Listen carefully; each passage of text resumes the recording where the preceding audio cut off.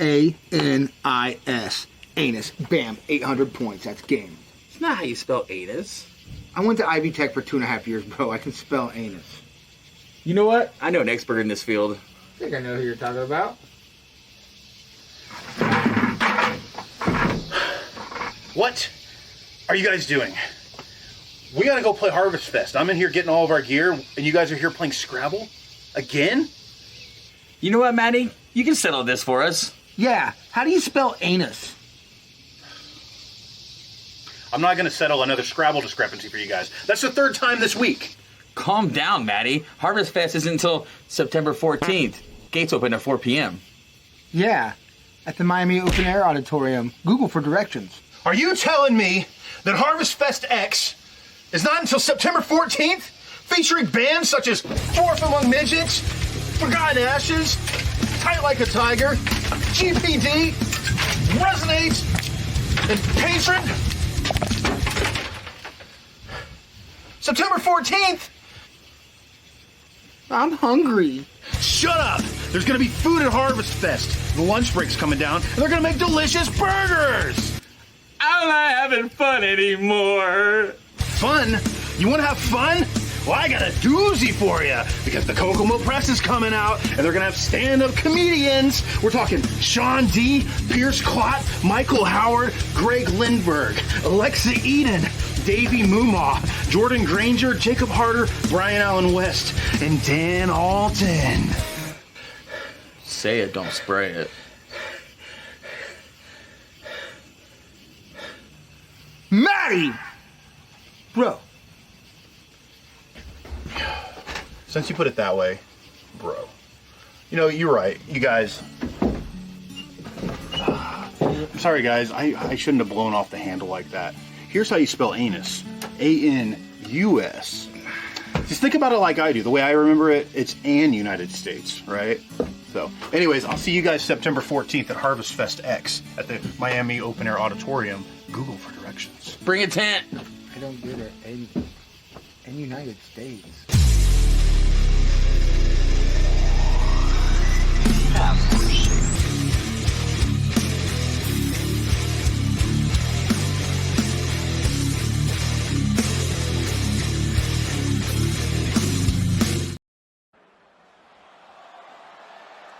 Get a life, kid.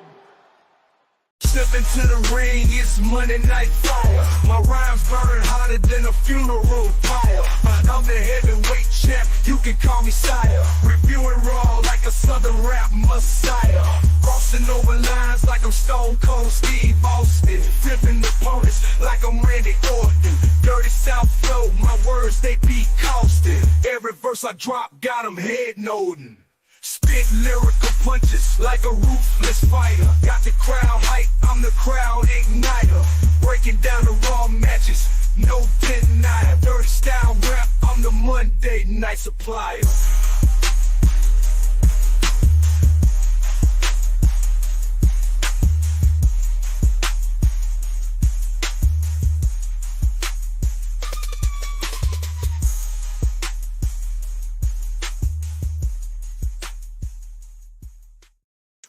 What is up, fans, friends, window lickers, grunts, friends, my friends, household? How are you doing?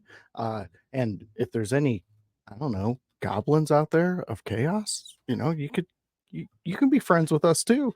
So it's a Monday night. Guess what's happening?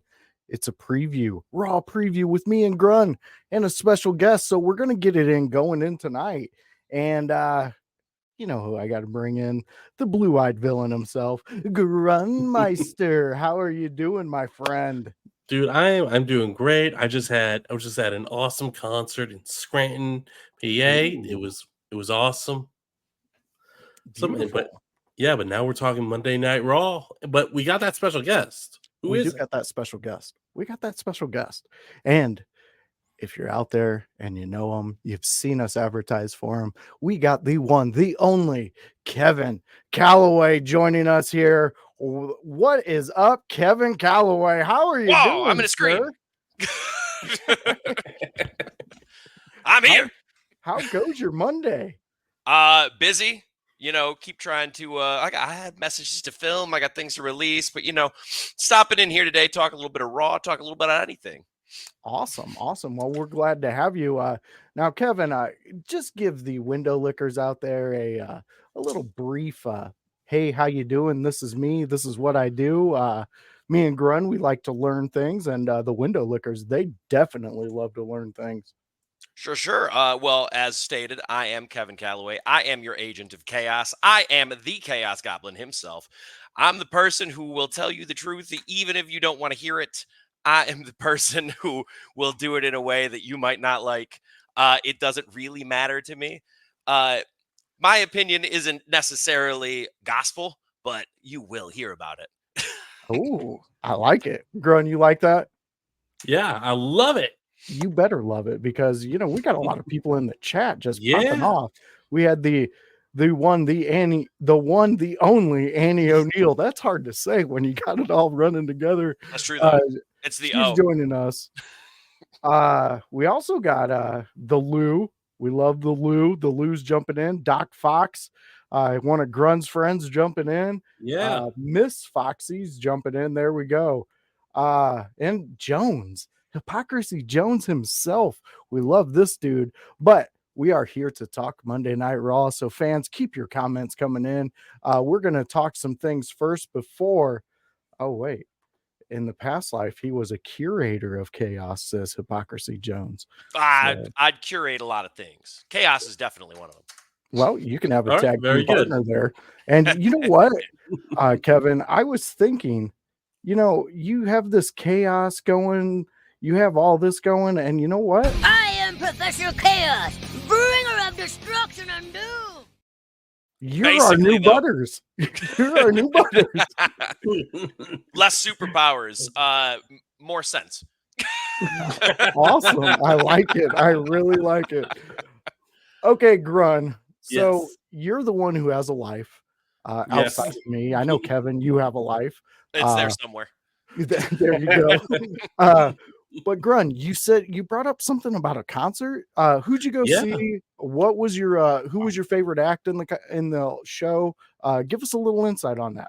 All right. Well, so the show opened up with Jarvis Johnson, who has been making real headways the last couple of years. He started by playing a lot of stuff from his new Dragonborn album. Did his little Celtic dance with "Here Comes to the Years," which is one of his new songs. Good song. It was very nice. I've got a clip and video of it on my phone, so keeping that forever. Then we had Black Veil. No, it was Tech 9 came out to spit his rhymes and saying, give those of us like me that were virgins to Tech 9 a taste of what Tech 9 is and who he is. And man, he damn, I can't believe I've only started hearing of him probably the last couple of years. Oh my god, he's so good. He is so good. I've seen him live. He's so good. I was just never in that community, so I missed it. But yeah, he was awesome. Then we had the Black Veil Brides, and I really don't want to, but there was some sort of audio issue because Andy's mic was not I could barely hear him, and the guitars and drums kind of just sounded like sound. I don't know what was going on. I could not make out the songs. I needed to listen carefully to the people around me singing. Like, what song is he singing? The Red Waylit one? What? They sang Fakeless. They sang their cover of Billy Idol's Rebel Yell. Oh, I understood that cover. And yeah, it was really like. I don't know. I think it was some sort of audio issue, which sucks. Yeah, that happened. Dance Gavin Dance came out and that was more when I took my break because I'm like I was like 4 or 5 people from the stage, but I was there for like 2 hours. I'm like I gotta move. I'll sacrifice my great spot because I gotta go move. But Dance Gavin Dance, they sounded really very nice. Guys looked awesome. They looked like a lot of fun. And I've never quite gotten into them. But then, of course, we had Ronnie Radke. He got checked by metal detectors. He had a sword. He had a whole bunch of weapons on him. Like, dude, come on, Ronnie. You know better. It sounds like something You've Ronnie done would this do. song and dance before, Ronnie. You gotta love it. You gotta love it, though. Yeah, So, how was Falling in Reverse? Because that is a Oh my band that God. I've not seen, but I always wanted to. He made it a whole show.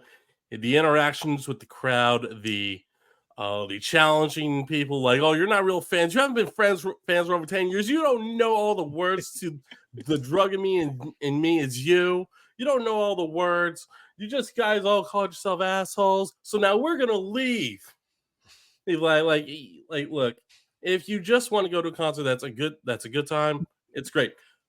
I would not recommend bringing your kids.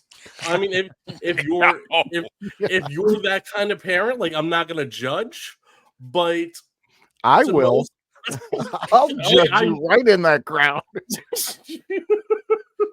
Judge. Yeah, you are being Josh, I judged know right you're now. that. Josh, I know you're that kind of parent. I know. No, I You take your kids to see Guar. Oh no, but you can't beat a bloodbath though. You can't. Beat a bloodbath.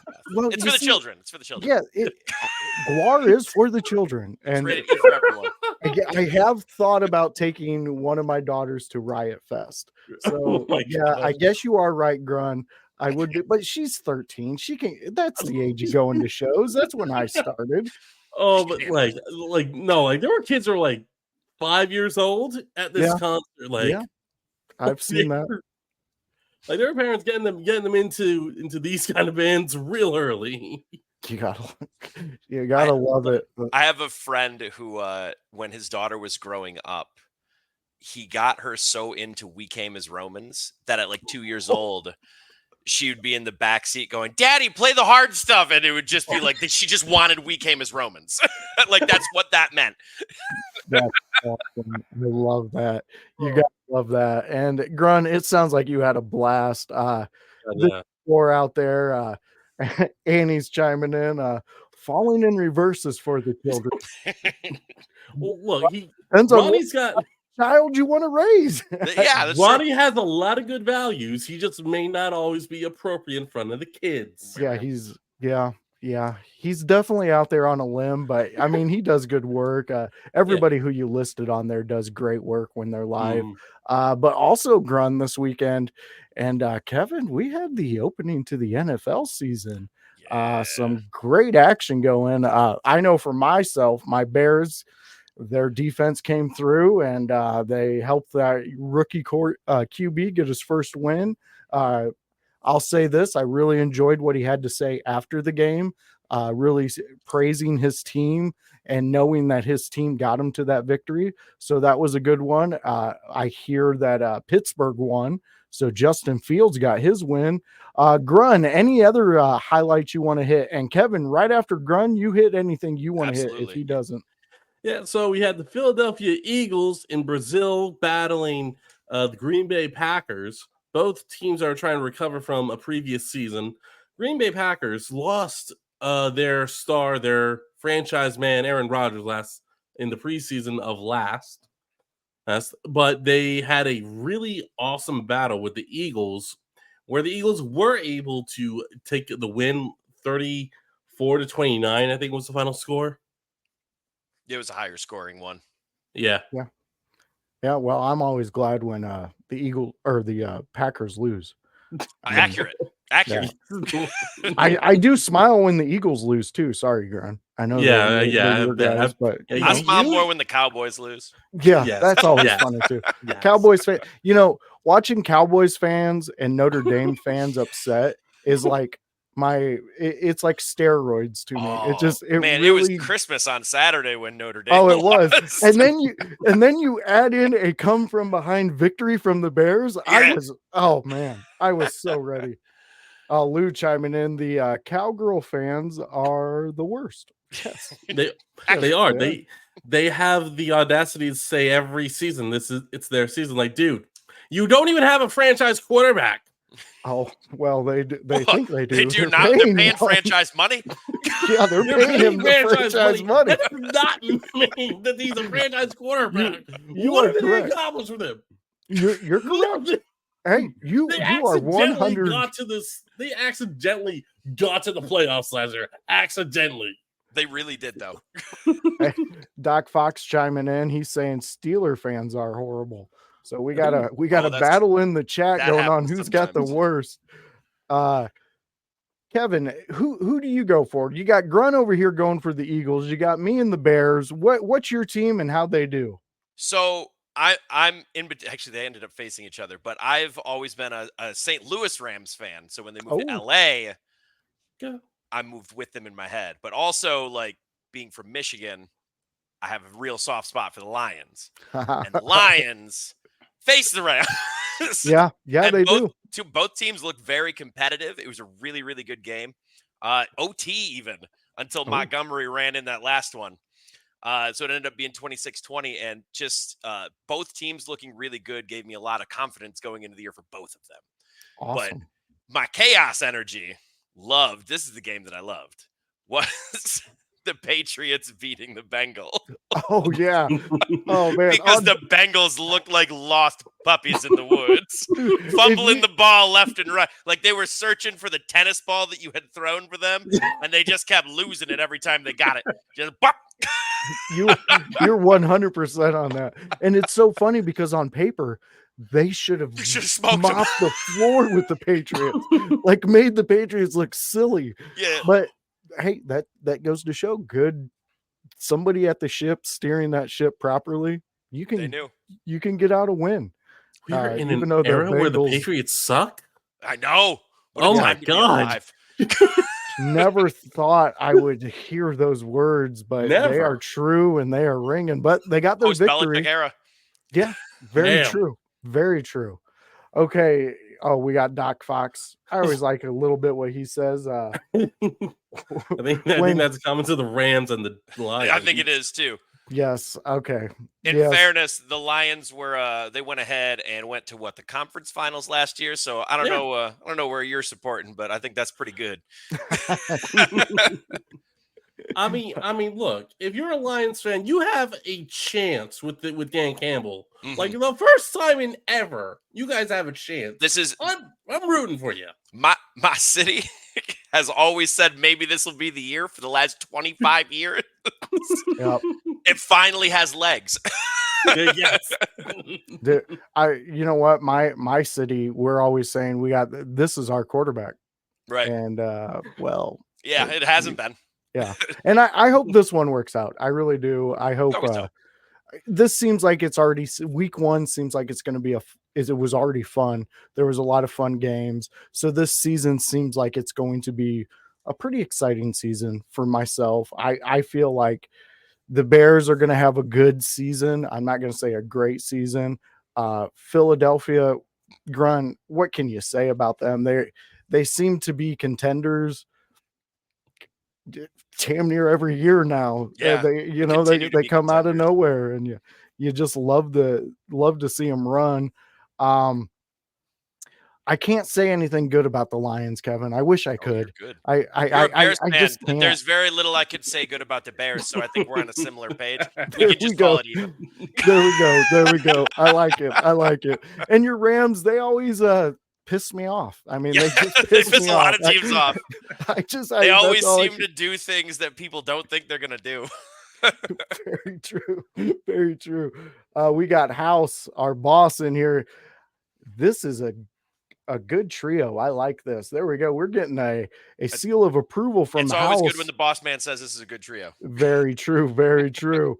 All right, guys. So before we jump into everything, let's go into this because Adam Pierce, he had a message before Raw starts as usual. So let's hear what Pierce has to say.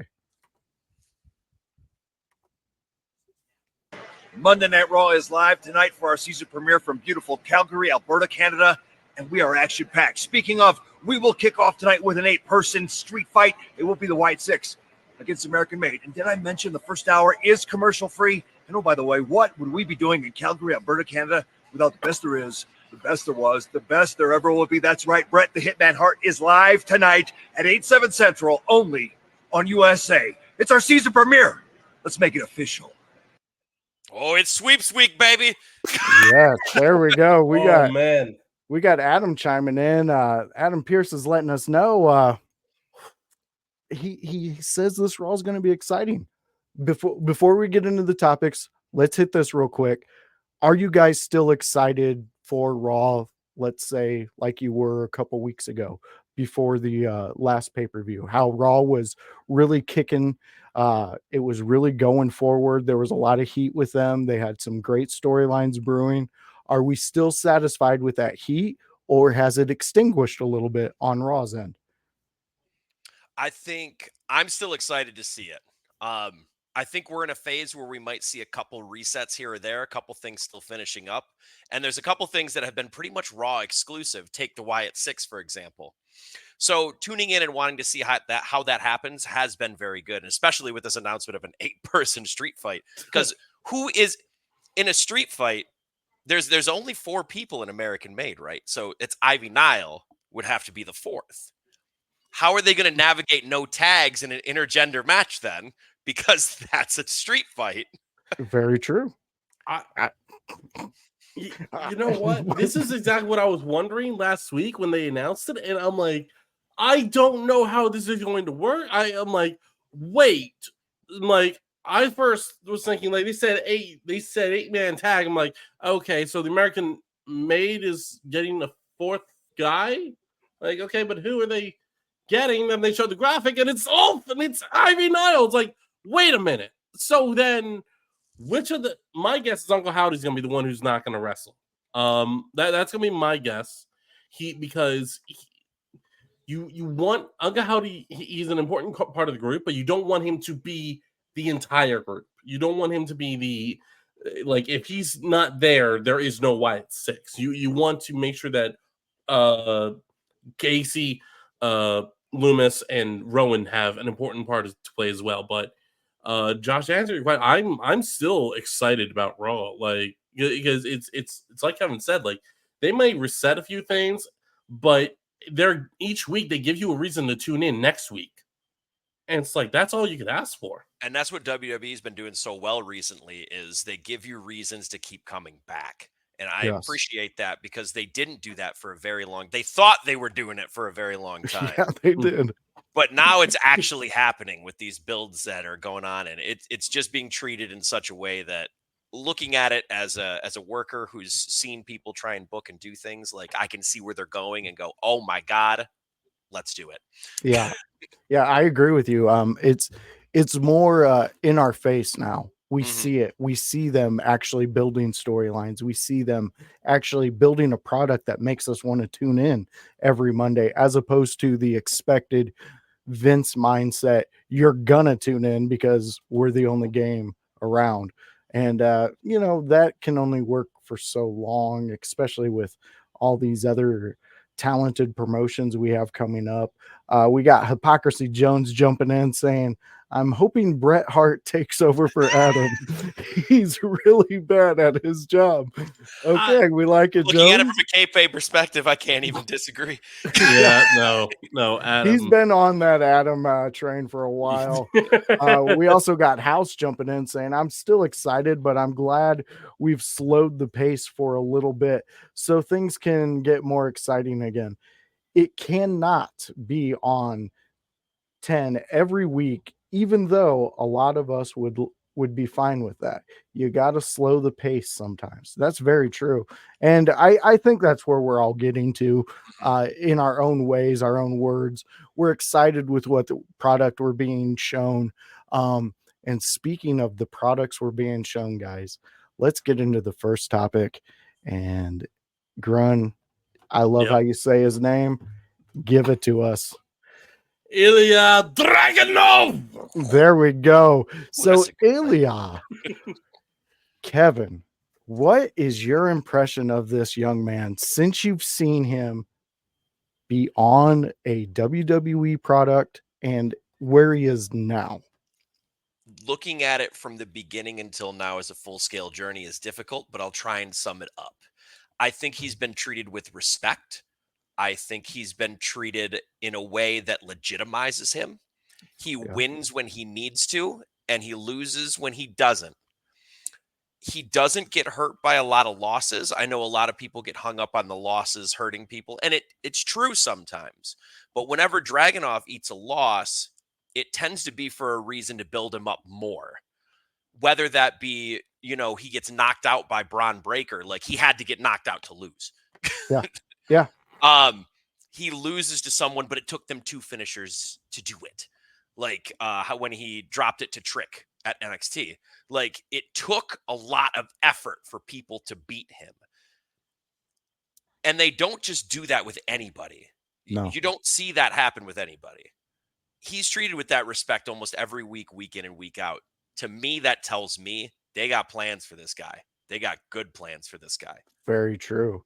House chiming in saying he loves Dragunov. He's so damn talented. Very true. Our newest friend to the channel, Bruzy, jumping in. Oh my God, y'all got Kid Rock on the show today. Well, there you go, Kevin. You're the new age Kid Rock, I guess. Listen, I don't agree with his ideologies, but I'll take his pocketbook. Yeah, I'll definitely. Hey, and speaking of concerts, I seen that dude live back when he first came around.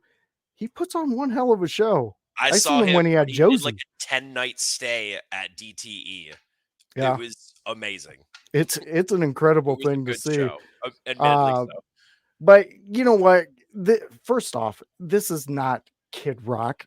This is Drew McIntyre's brother that we have shipped over, and now we have. You know what? It was funny. In a locker room once, I walked in, and Matt Cross was there, and he's really good friends with Sami Zayn. Okay. So I walked in, and he had to double take because he thought Zayn had just walked into the locker room.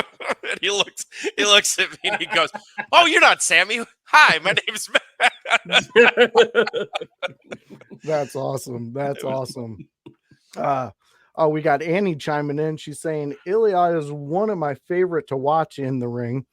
Tells a fascinating tale of physique in motion. She's correct on that. Yeah. You know the what? Physics that he uses is amazing. You know, yeah, really. And Annie's got really great insight on a lot of these wrestlers due to her background and what she does, and obviously watching every week and being a part of promotions and doing things. Where is everybody's mindset on the future for Dragunov? Where does everybody want to see him? Like, because that is coming up quick. This kid cannot be doing these matches at this rate and not be talked about for the next level very soon. At least that's my opinion.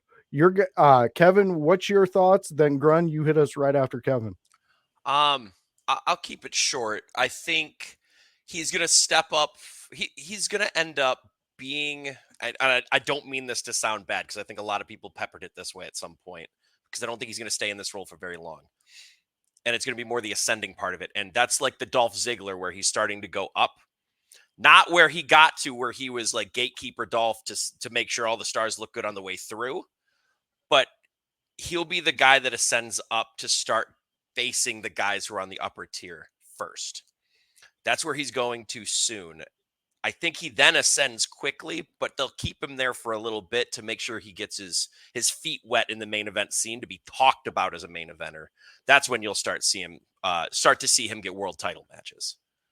And I think it will be against Gunther because they know how much money that is. Oh, that's so much money. You can make new banks out of all that money. Oh yeah.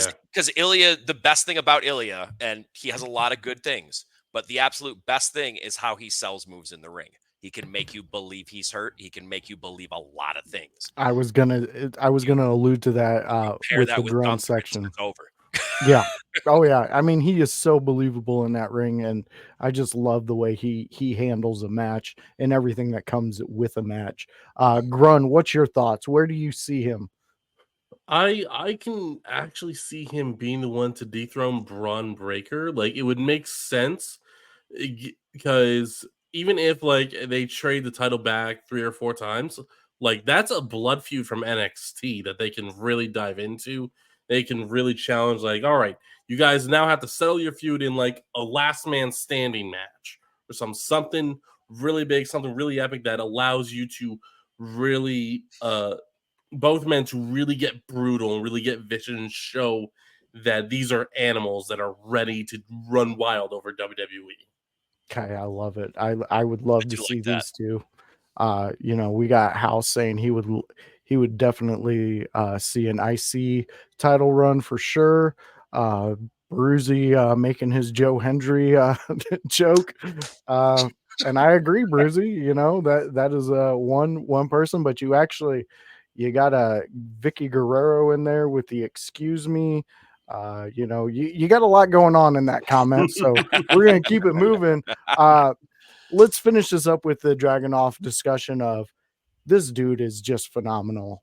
We gotta appreciate what we have right now with him and what he's doing, and I think that's exactly where everybody's mindset's with him, especially at the In Your House network, the household. I know you guys are all out there loving Dragunov and what he's doing.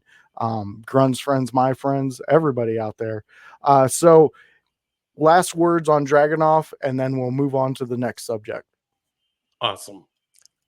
Phenomenal athlete. Fucking love it, guys. That's perfect. All right, so let's jump into this next one. And it does not seem like Drew McIntyre is done with Punk at all. Yes, Grun. Yes. I was saying out, I don't know, in the group chat or somewhere that I don't know how they get to how they get to bad blood. I don't know how they justify another match, a rubber match between these two. Justification's right there. Yeah. Oh yeah. It is. When the strap match ended and CM Punk had beat him so unequivocally. Yeah. In my head, I was like, okay, well, they're moving him on. And you know what? The way that they did it and the way that they had CM Punk cut the promo, it felt like it was. They made you believe he was going to be facing Gunther next, and it was totally believable that he would be. Yeah. And then it happened. Yeah. You are 100% on that, Kevin. Fans, right now, I'm putting up right now. This is Kevin's Twitch link to go out there, support him. Go check him out. Go see what he's doing. You do gaming on this, Kevin? I assume? I usually do. What I'm ADHD as hell, so welcome to the I club. do whatever game is coming to my mind at that given time, or whatever my new hyperfixation is. But I'm in there doing random stuff. I like to set myself dumb challenges. I was playing a game called Zenless Zone Zero, and I was facing a boss, and I said, you know what I'm going to do? I'm going to do this upside down. So I flipped myself upside down and beat the boss while I was looking. That's awesome. That is awesome. I have tape of that too. I clipped the crap out of that. Nice. That's exciting. We bring you guys like this. We bring you guys like the Lou. People out there really taking their moment when they're on Twitch and making it their own. Yeah. Speaking of making it their own, the breaking of the bracelet and then shoving it in the man's mouth and then kicking the man. I think that says we are definitely not done with this, Punk. And how does this end for everybody? How do we get to the conclusion of Drew and Punk? Where does it come from? Who's involved? Give me your guys' ideas. Anybody who wants to throw one out, let's hear it. Well, there was a rumor a while ago that they were going to end this feud in a Hell in a Cell match, and I think we're gonna see tonight. We'll probably see Adam Pearce, or they might sell the injuries from last week, and CM Punk might legitimately not be at Raw tonight. But Adam Pearce says he got a message from CM Punk, and Adam Pearce has agreed, given him his request. And Drew, you don't have an option.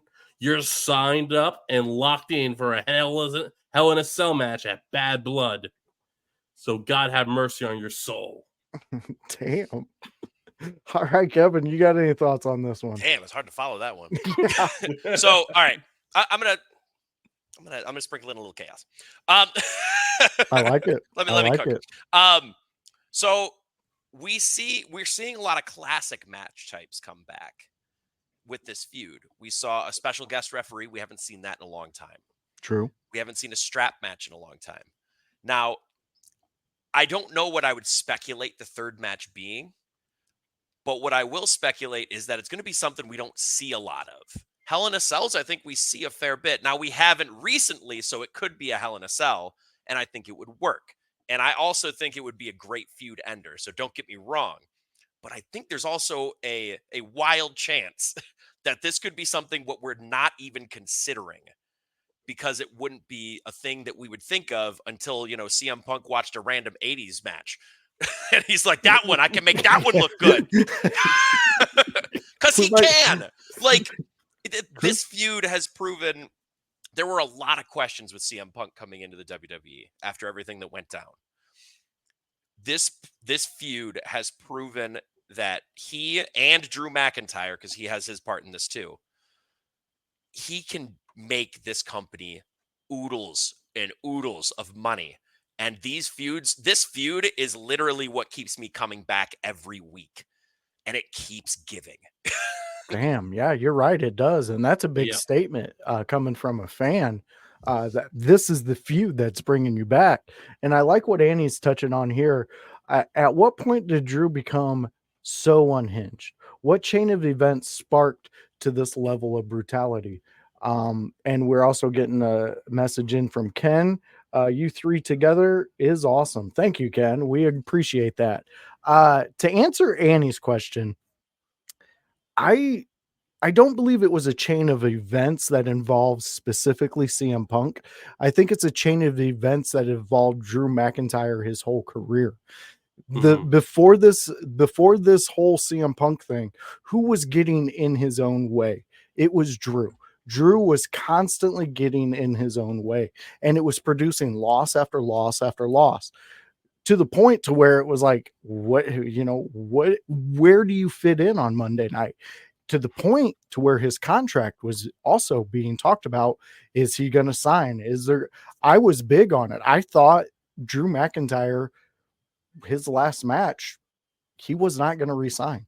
I thought we were going to see him in AEW or even TNA. I still think that there's a chance he could jump to TNA for a couple shows, just because of the relationship with WWE and TNA right now. It could be fun. But where are your guys' thoughts with that?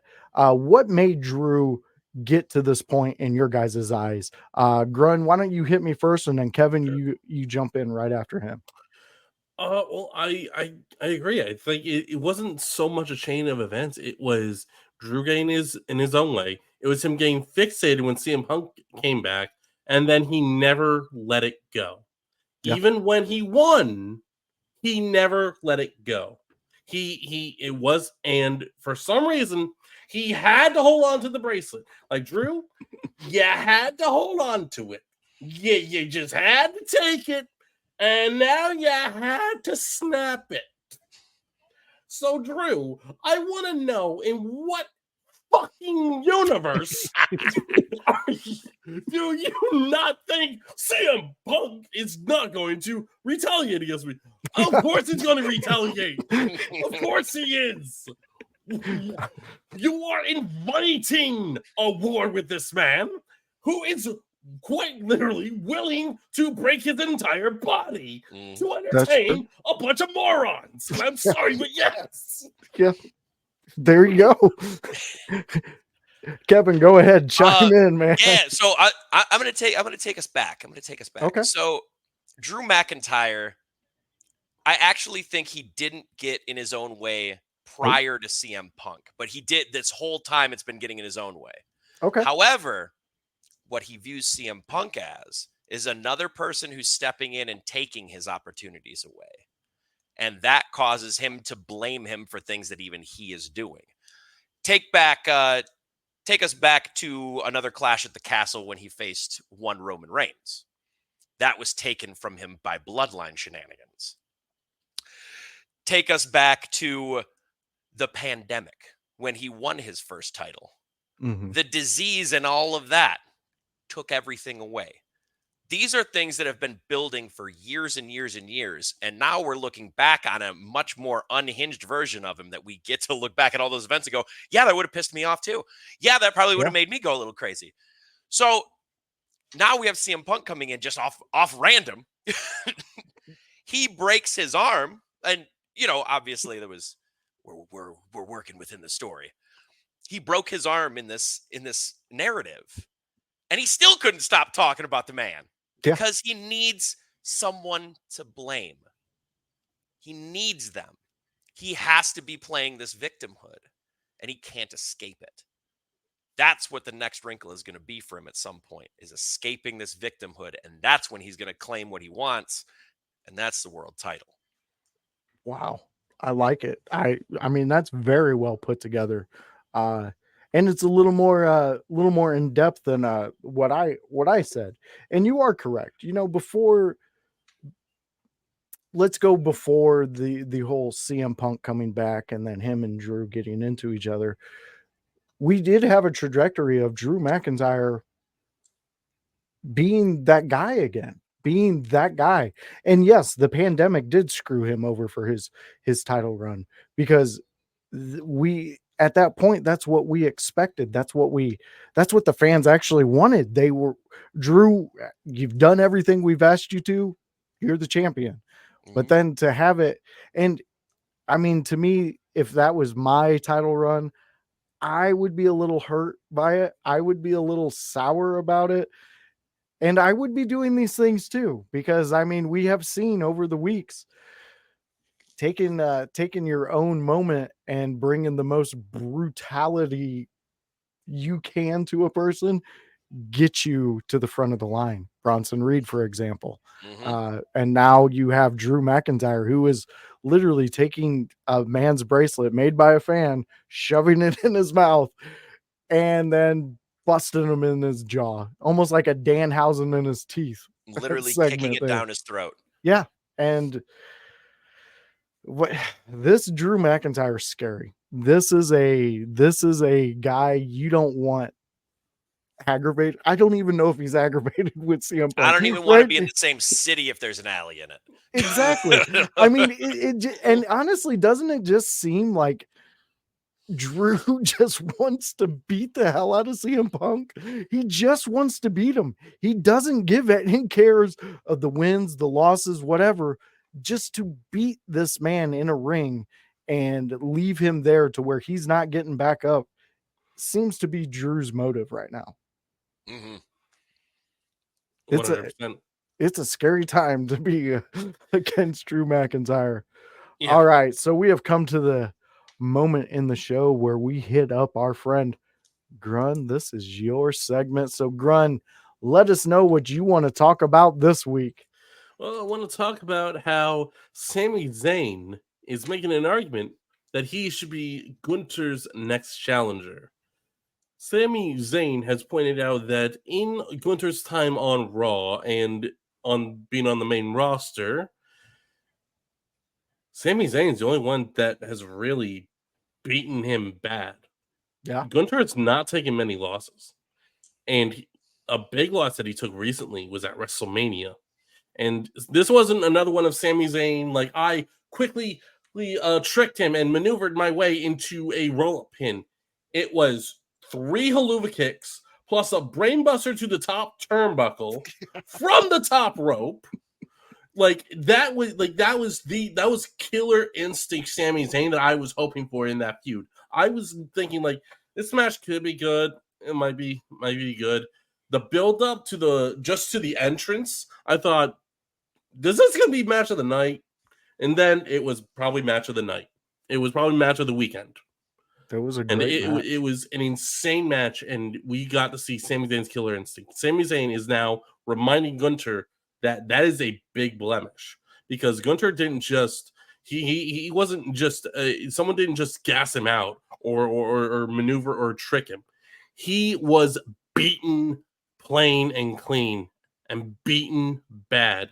Ended his 666-day title reign, legendary title reign, as the Intercontinental Champion.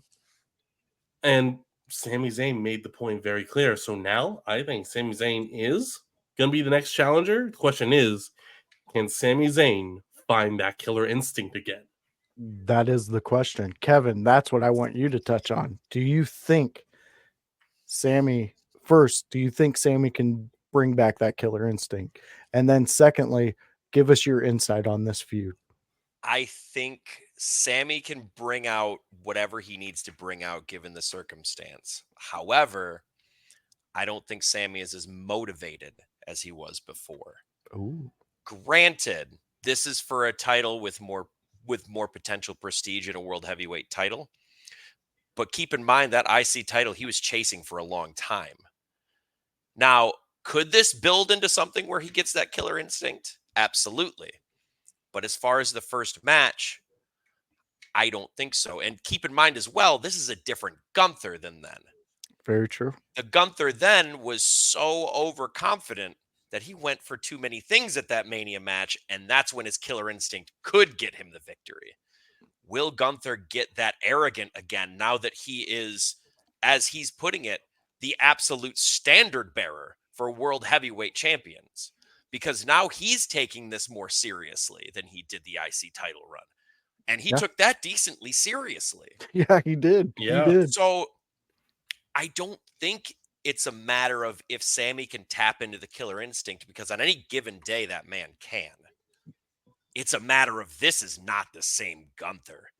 After that loss, he refocused up, and it's problems for people now.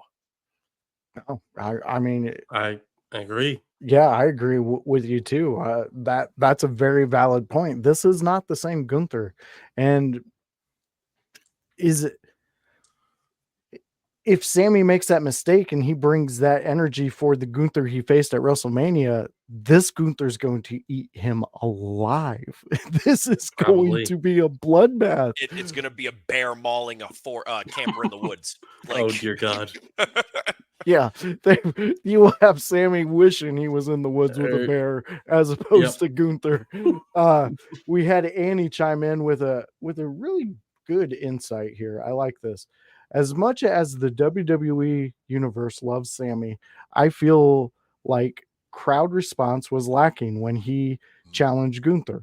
Not to mention the radio silence from Gunther. There was no verbal abuse, insults hurled. All he said was no. And I'd like to touch on that because, like we talked with Dragunov and the way that he can make a move look so devastating and the way he can do those things, Gunther, in my opinion, has that when it comes to on the mic. Mm-hmm. He has that with just his presence, his ability to do that. And I think that's what he was doing in this one. Like you said, Kevin, he's taking this one way more seriously than he did the IC title. So therefore, what has Sammy done to even earn this title shot? And I think that's the big argument now. Like, yes, he has that win over Gunther, don't get me wrong, and that should place him in a conversation. But as far as recently, he's lost an IC title. He hasn't won that many matches without it being a tag match. Like, what has he won singularly recently? Very great point. Mm. Grun, you got any last moments on your topic you threw at us? Yeah. I had the belief that because Gunther's win at SummerSlam, while Gunther primarily did it on his own, the story of the match was Judgment Day. It was Finn Balor betraying Damian Priest. And I'm thinking, if you're going to give Gunther a legendary world title reign, I think you want the win to start that reign to be about Gunther. And I think because of that we should be looking at every person that comes to step to Gunther as someone to take advantage of while Gunther is refocused. I think the overconfidence that Gunther does suffer from will be his downfall and will cause a short title reign, a much shorter than his 666-day reign as Intercontinental Champion, and cause the story that Damian Priest was alluding to if he had won at SummerSlam, Gunther having to go to the bottom of the board, back of the line, and have to actually work his way and earn his way to the front of the line again. So you think that? I could see that. I think the title reign is not going to be as long as his IC title run. No. I think that's a pretty safe bet. That being said, I do think he holds it past Mania because you want to legitimize the man Yes. so that when he does fall prey to the overconfidence, it still works for him to keep going in the main event scene. Because if he has too short of a run, yes, he's a legitimate talent. Yes, he has a pedigree of championships and all of this, and he's established himself. But this is also a moment where this is his first world title run. And if his first world title run isn't impactful in some way, then he might suffer from looking lesser than. And I think that might be a problem that happens if they don't give him a little bit of a run with it. Love it. That's some great insight. I can definitely see that. And yeah, with Netflix being right around the corner and then WrestleMania not too far after, like you want someone, a big, someone nice you can post. Like, this guy's on Netflix as the world champion for Raw. Gunter's a pretty damn good pick for that. He is what Orton was and still is. And I've heard this said about Orton a lot, and I would say this about Gunther too. If you had to envision and then build a wrestler up from the ground, who do you think of? I think of Randy Orton. Look at the build and how he does everything. And I think of Gunther. They're two different kinds of wrestlers, but they are both the absolute vision of a professional wrestler. That's perfect. I love it. That's exactly the insights that we expected from you when you came on here, Kevin. Okay, so real quick, we got one last subject to hit. This isn't like one that I assume is going to be a big talk. It's just facts. I mean, Pete Dunne hates Sheamus. He sure does. He does. He just hates Sheamus. Yeah. And I like this version of Pete Dunne. I think this is a fantastic Pete Dunne that we're getting. And it's really making Sheamus.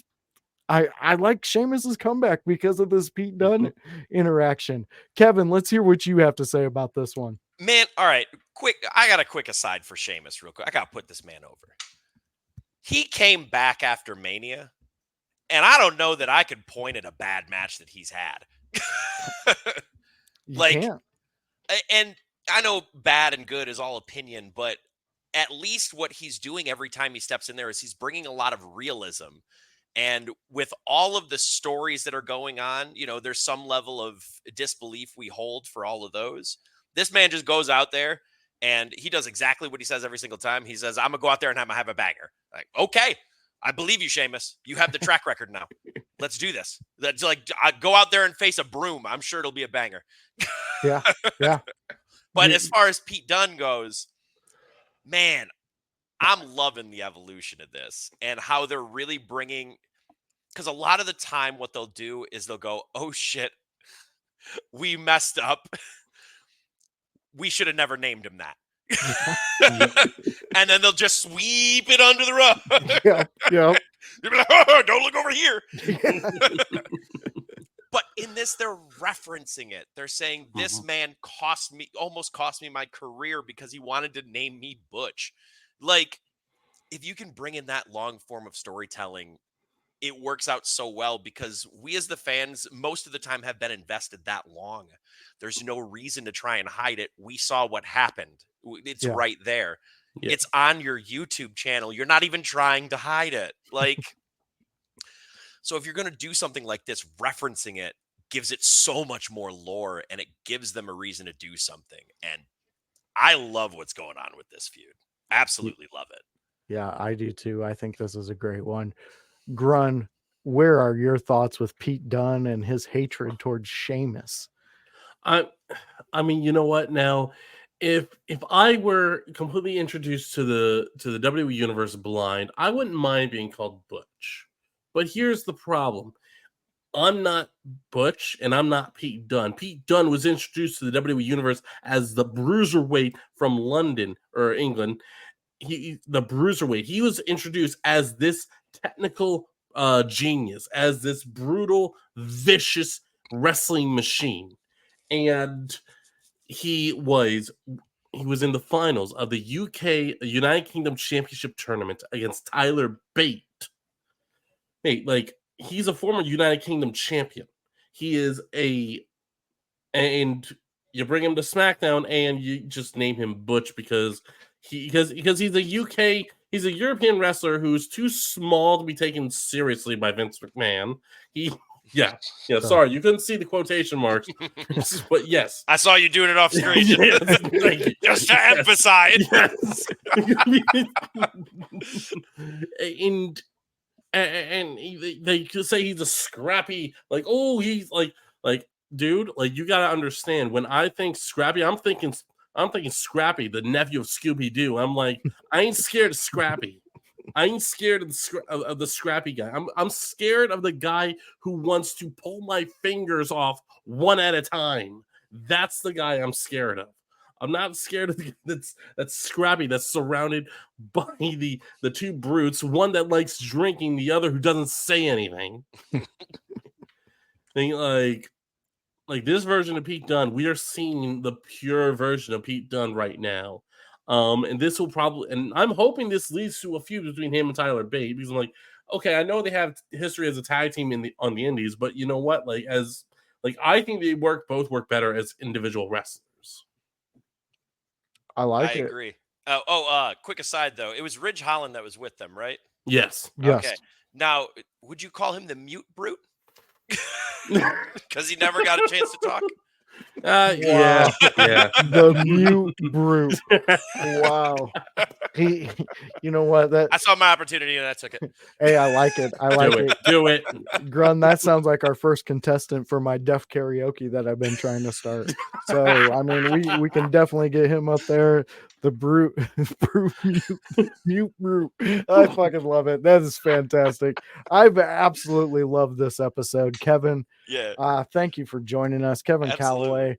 Kalloway. This was fantastic. Now this is the moment in the show where we give, well, usually it's Grun. I give him his flowers and let him talk about this, but we got you on here. So Okay. Kevin, break down anything you want these fans to know about you. I'm going to have some, I believe I got some overlays that we're going to throw up with some of your Overlays, information. good, a guiding hand. I need that. Don't we all? Yes. So go ahead, Kevin. Let them all know what you're about. So, as stated earlier, Agent of Chaos myself. I have a Twitch channel out on Twitch. It's Kevin Kalloway Pro. I go on there. I play some games. That's all ridiculous stuff.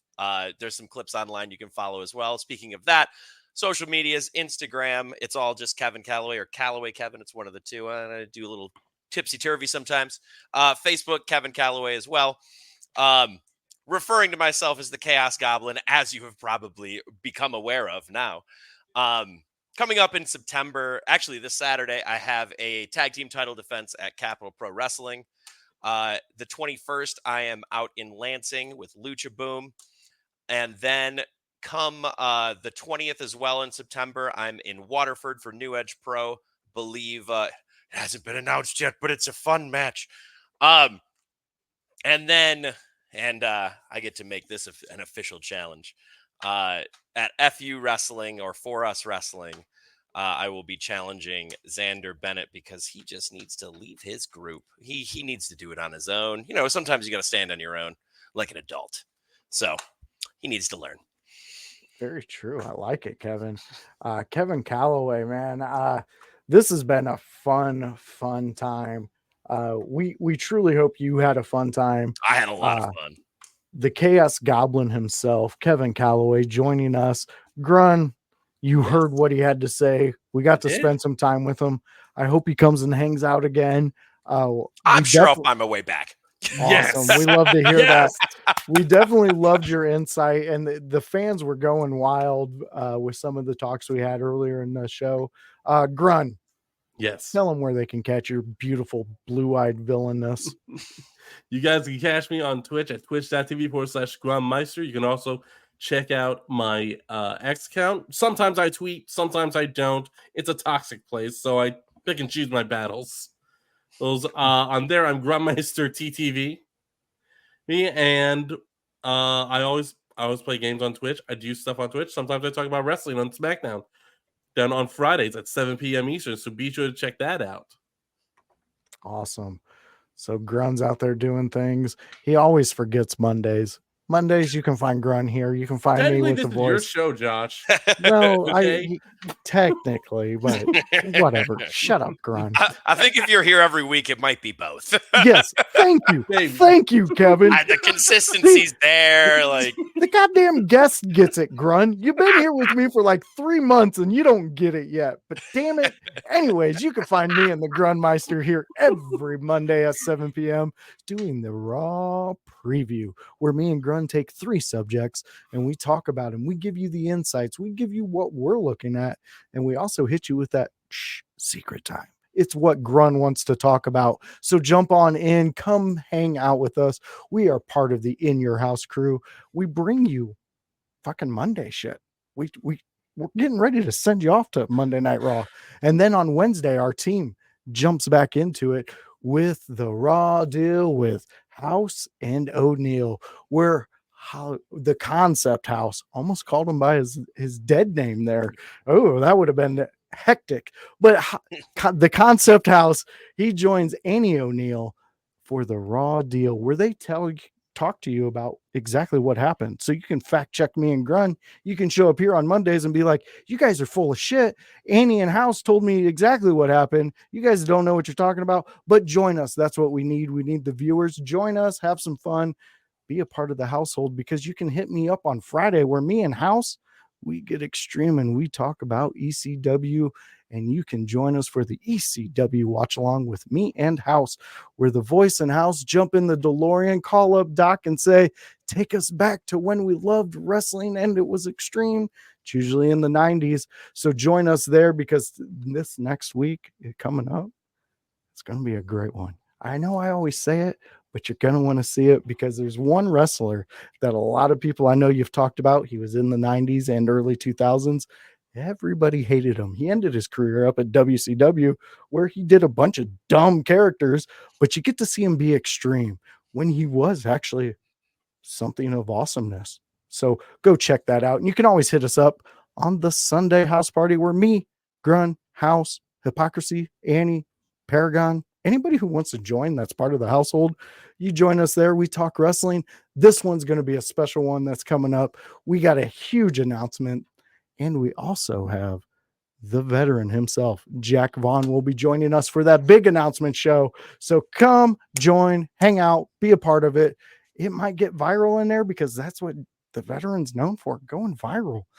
You've seen them. You've been out there. So fans, friends, everybody out there, Grun's friends, my friends, the window lickers, the household, and the Chaos Goblins, thank you for joining us. Thank you for being a part of the show. And we absolutely cannot wait to see you next week, when me and Grun, I'm not going to tell you what the fuck we're going to talk about, but it's going to be about Raw. So watch tonight and you'll see it.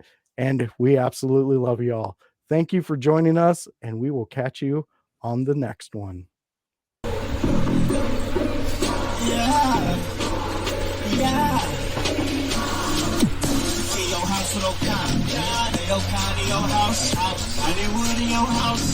Hypocrisy's head in the clouds. Curating all kind of loud. Wrestling in front of the crowds.